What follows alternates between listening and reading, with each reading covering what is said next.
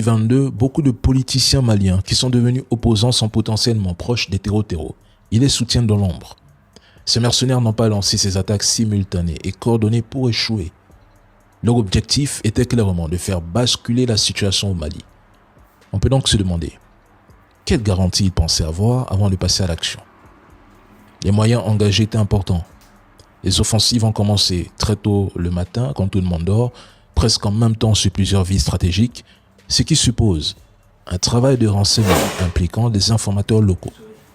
Ils ont utilisé des drones kamikazes, des obus et des tactiques d'attaque en SM pour occuper, disperser et étirer les défenses maliennes. Les ressources en armes et en munitions étaient conséquentes et la coordination semblait bien organisée avec une synchronisation de plusieurs groupes et la mobilisation de milliers de combattants. Même la couverture médiatique française était particulièrement centrée sur les attaques terreau, c'est du jamais vu. Ces attaques n'étaient pas conçues pour échouer. Et si le plan n'a pas abouti, c'est notamment grâce à la réaction rapide et claire des FAMA et la résilience de la population malienne. Les terreaux n'ont pas réussi à désorganiser la défense malienne. Ils ont enregistré de lourdes pertes. Concernant Kidal, les terreaux ne peuvent pas prendre Kidal et s'installer durablement.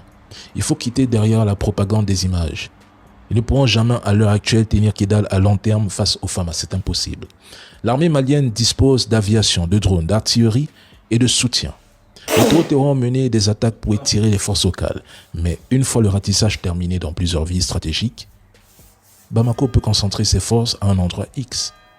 Kidal en 2026, c'est un coût humain et matériel élevé pour les terreaux. Au Mali, depuis 2022, beaucoup de politiciens maliens qui sont devenus opposants sont potentiellement proches des terreaux. Ils les soutiennent dans l'ombre. Ces mercenaires n'ont pas lancé ces attaques simultanées et coordonnées pour échouer. Leur objectif était clairement de faire basculer la situation au Mali. On peut donc se demander, quelle garantie ils pensaient avoir avant de passer à l'action? Les moyens engagés étaient importants.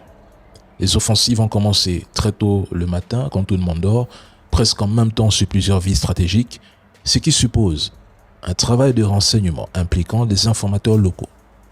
Ils ont utilisé des drones kamikazes, des obus et des tactiques d'attaque en SM pour occuper, disperser et étirer les défenses maliennes.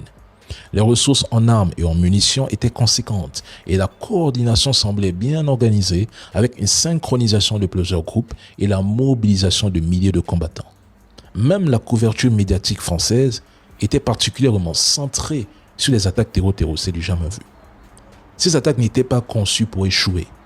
Et si le plan n'a pas abouti, c'est notamment grâce à la réaction rapide et claire des FAMA et la résilience de la population malienne.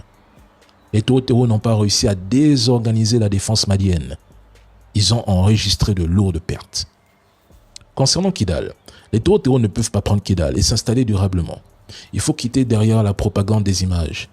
Ils ne pourront jamais à l'heure actuelle tenir Kidal à long terme face aux FAMA, c'est impossible.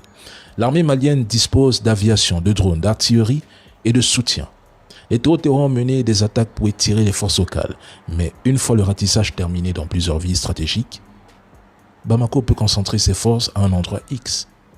Kidal en 2026, c'est un coût humain et matériel élevé pour les terreaux. Au Mali, depuis 2022, beaucoup de politiciens maliens qui sont devenus opposants sont potentiellement proches des terreaux.